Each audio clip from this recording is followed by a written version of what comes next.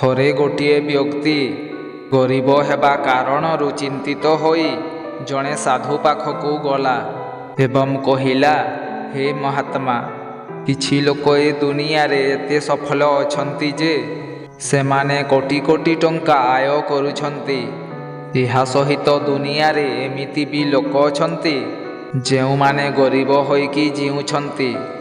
ସେମାନେ ଟଙ୍କା ପଇସା କମାଇବା ତ ଦୂରର କଥା, ଖାଇବା ପିନ୍ଧିବାକୁ ଭଲ ଖାଦ୍ୟ ମୁଠାଏ ମଧ୍ୟ ପାଉନାହାନ୍ତି। ହେ ମହାତ୍ମା, ଏମିତି କ'ଣ ପାଇଁ ହୋଇଥାଏ? ଆଉ ଏମିତି କ'ଣ ଯାହା ସଫଳ ଲୋକଙ୍କୁ ଅନ୍ୟଠାରୁ ଭିନ୍ନ ରଖିଥାଏ? ଗରିବ ଲୋକର ଏହି କଥା ଶୁଣିବା ପରେ ମହାତ୍ମା କହିଲେ, ଧନୀ ଲୋକ ହେବା ଏବଂ ଜୀବନରେ ସଫଳ ହେବା ପାଇଁ କିଛି ନିୟମ ଅଛି। ଯେଉଁ ନିୟମଗୁଡ଼ିକୁ ଜଣା ଅଜଣାତରେ ସଫଳ ଲୋକମାନେ ତାଙ୍କ ଜୀବନରେ ଲାଗୁ କରିଥାନ୍ତି। ଆଜି ମୁଁ ତୁମକୁ ସେହି ନିୟମଗୁଡ଼ିକ ବିଷୟରେ ଜଣାଇବି, ଯାହାକୁ ଆପଣାଇଲେ ତୁମେ ସଫଳ ବ୍ୟକ୍ତି ହୋଇପାରିବ। ପ୍ରଥମ ନିୟମ।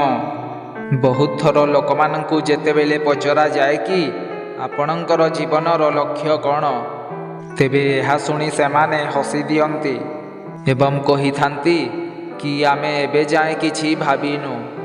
ଯଦି ଏହା ଆପଣଙ୍କର ବି ଉତ୍ତର ଅଟେ, ତେବେ ଏହି ଉତ୍ତରକୁ ଆଜି ହିଁ ବଦଳେଇ ଦିଅନ୍ତୁ। ଆଜି ଆପଣ ବସିକି ଗଭୀର ଭାବରେ ଭାବନ୍ତୁ। ସେ ବୟସ ଯେତେ ବି ହେଉ, କିନ୍ତୁ ଭାବ। ଗଭୀର ଭାବରେ ଭାବିକି ନିଜର ଲକ୍ଷ୍ୟ ନିର୍ଦ୍ଧାରଣ କର। ଏହାପରେ ଦ୍ୱିତୀୟ ନିୟମଟି ହେଉଛି, ନିଜ ଉପରେ ବିଶ୍ୱାସ ରଖିବା ଶିଖ। ଯଦି ଆପଣ ବାସ୍ତବରେ ସଫଳ ହେବାକୁ ଚାହୁଁଛନ୍ତି, ତେବେ ଆପଣଙ୍କୁ ନିଜ ଉପରେ ବିଶ୍ୱାସ ରଖିବାକୁ ହେବ। ଆପଣଙ୍କୁ ବି ବିଶ୍ୱାସ ରଖିବାକୁ ହେବ କି ଆପଣ ବି ସଫଳ ଏବଂ ଧନୀ ବ୍ୟକ୍ତି ହୋଇପାରିବେ।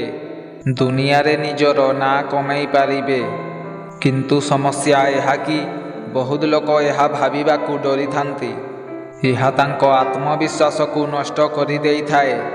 ଯଦି ଆପଣଙ୍କୁ ଏହି ଡର ଲାଗୁଛି, ତେବେ ନିଜ ପାଖରେ ସକାରାତ୍ମକ କଥା କହିବା ଆରମ୍ଭ କରିଦିଅନ୍ତୁ। ଯଦି ଆପଣ ସକାରାତ୍ମକ କଥା କହିବେ, ତେବେ ଆପଣଙ୍କ ଡର ଚାଲିଯିବ ଏବଂ ଆତ୍ମବିଶ୍ୱାସ ମଧ୍ୟ ବୃଦ୍ଧି ହେବ। ସବୁବେଳେ ନିଜର ଭିତର ଡରକୁ ସାମ୍ନା କରିବା ଶିଖ। ଏହାଦ୍ୱାରା ବିଜୟ ଆପଣଙ୍କର ହେବ।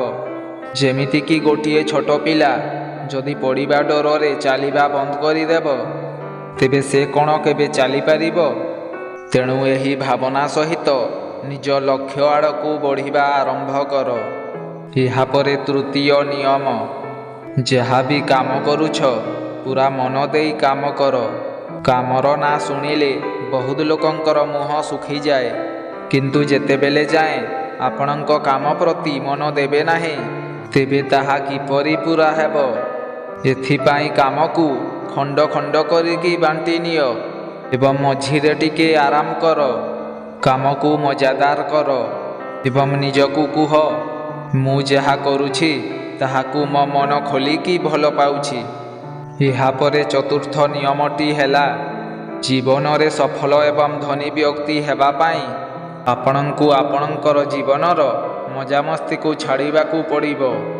ଜଣେ ମହାପୁରୁଷ ଏହା କହିକି ଯାଇଛନ୍ତି କି ଜଣେ ଧନୀ ବା ସଫଳ ଲୋକ ତା'ର ଲକ୍ଷ୍ୟ ହାସଲ ନ କରିବା ପର୍ଯ୍ୟନ୍ତ ଦୁଃଖ କଷ୍ଟ ଭୋଗିଥାଏ ଏବଂ ଲକ୍ଷ୍ୟ ପାଇଲା ପରେ ନିଜର ଜୀବନକୁ ମଜାମସ୍ତିରେ ଜିଇଁଥାଏ। ମାତ୍ର ଗରିବ ଲୋକ ଲକ୍ଷ୍ୟ ପାଇବା ଜାଗାରେ ମଜାମସ୍ତି କରିଥାନ୍ତି। ଏଥିପାଇଁ ସେମାନେ ସମୟକ୍ରମେ ଦୁଃଖ କଷ୍ଟ ଭୋଗିଥାନ୍ତି। ତେଣୁ ଯେବେ ଯାଏଁ ତୁମେ ତୁମର ଲକ୍ଷ୍ୟକୁ ହାସଲ କରିନାହଁ, ସେତେବେଳ ପର୍ଯ୍ୟନ୍ତ ଏ ସଂସାରର ମଜାମସ୍ତିକୁ ତ୍ୟାଗ କରିଦିଅ।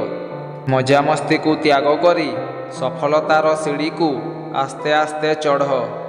ଏହାପରେ ପଞ୍ଚମ ନିୟମଟି ହେଲା, ଟଙ୍କା ପଇସାକୁ ସଞ୍ଚୟ କରିବା ଶିଖ। ବହୁତ ଲୋକ ଅଳ୍ପ ପଇସା କମାଉଥିଲେ ମଧ୍ୟ ଅନ୍ୟ ଆଗରେ ଦେଖେଇ ହେବା ପାଇଁ ବହୁତ ଦାମୀ ଦାମୀ ଜିନିଷ କିଣି ଦେଇଥାନ୍ତି। ଏହି ଲୋକମାନେ ତାଙ୍କ ବେକାର ଭାବନା ଏବଂ ଦେଖେଇ ହେବା ଗୁଣ କାରଣରୁ ସେମାନେ ଏମିତି ପ୍ରକାର ଜିନିଷ କିଣିବାକୁ ଯାଆନ୍ତି, ଯାହାଦ୍ୱାରା ତାଙ୍କର ଖର୍ଚ୍ଚ ବଢ଼ିଯାଏ ଯେମିତିକି ଦାମୀ ଡ୍ରେସ୍ କିଣିବା, ଦାମୀ ମୋବାଇଲ କିଣିବା, ଦାମୀ ଗାଡ଼ି କିଣିବା। ଏହି ପ୍ରକାର ଜିନିଷ କାରଣରୁ ତାଙ୍କର କୌଣସି ପ୍ରକାର ସଞ୍ଚୟ ହୋଇନଥାଏ ଏବଂ ଏହା ସହିତ ସେମାନେ ସବୁଦିନ ଗରିବ ହୋଇ ରହିଯାଆନ୍ତି। ଅସଲରେ ଗୋଟିଏ ମଣିଷକୁ ତା'ର ରୋଜଗାର ପଇସାରୁ 10% ବଞ୍ଚାଇକି ସେ ପଇସାକୁ ଠିକ୍ ଜାଗାରେ ଉପଯୋଗ କରିବା ଦରକାର, ଯାହାଦ୍ୱାରା ସେ ପଇସା ଗୁଡ଼ିକ କୌଣସି କାମରେ ଲାଗି ଭବିଷ୍ୟତରେ ସେ ଲୋକଟି ଧନୀ ହୋଇପାରିବ। ଏହାପରେ ସେ ସାଧୁ ଆଗକୁ କହିଲେ, ନିଜ ମସ୍ତିଷ୍କକୁ ଲକ୍ଷ୍ୟ ପାଇବା ଦିଗରେ ଲଗାଅ। ଏମିତି ଲୋକ କେବେ ଲକ୍ଷ୍ୟ ପାଇପାରିବ ନାହିଁ, ଯିଏ ଟିକେ ସମସ୍ୟା ଆସିବା କାରଣରୁ ତା'ର ଲକ୍ଷ୍ୟକୁ ଛାଡ଼ି ଦେଇଥାଏ। ଯଦି ଥରେ ଲକ୍ଷ୍ୟ ଖୋଜିଦେଲ, ତେବେ ଆଉ ପଛଘୁଞ୍ଚା ଦିଅନ୍ତୁ ନାହିଁ। ଯେତେ ପ୍ରକାର ବାଧା ଆସୁ, ଯେତେ ପ୍ରକାର ସମସ୍ୟା ଆସିଲେ ବି ସେହି ସମସ୍ୟାକୁ ଦୂର କରି, ସେହି ସମସ୍ୟାକୁ କାଟି ଲକ୍ଷ୍ୟକୁ ପାଇବାର ରାସ୍ତା ଖୋଜ। ଏହି ସମସ୍ୟା ଗୁଡ଼ିକ ଚାଲିଥିବା ସମୟରେ ଲକ୍ଷ୍ୟ ପାଇବାର ରାସ୍ତାକୁ ତୁମକୁ କହିବା ପାଇଁ କେହି ବି ଆସିବେ ନାହିଁ କି ତୁମ ପାଖରେ କେହି ବି ନଥିବେ। ସେହି ସମୟରେ ତୁମେ ନିଜେ ନିଜକୁ ହିଁ ବୁଝେଇବାକୁ ପଡ଼ିବ କି ମୁଁ ଆଜି ନହେଲେ କାଲି ମୋ ଲକ୍ଷ୍ୟକୁ ହାସଲ କରିବି। ମହାତ୍ମାଙ୍କ ଏହିସବୁ ନିୟମ ଶୁଣି ସେହି ଗରିବ ଲୋକଟି ବୁଝିଗଲା କି କିପରି ଧନୀ ଲୋକ ଏବଂ ସଫଳ ହୋଇପାରିବ। ହେଲେ ପ୍ରଶ୍ନ ଉଠୁଛି, କ'ଣ ଆପଣ ବୁଝିପାରିଲେ? ଯଦି ଆପଣ ବୁଝିପାରିଲେ, ତେବେ ମୋ ଚ୍ୟାନେଲଟିକୁ ସବସ୍କ୍ରାଇବ୍ କରିକି ଯାଆନ୍ତୁ ଏବଂ ଭିଡ଼ିଓଟି ଭଲ ଲାଗିଲେ ତେବେ ଭିଡ଼ିଓଟିକୁ ଗୋଟେ ଲାଇକ୍ ନିଶ୍ଚୟ କରନ୍ତୁ।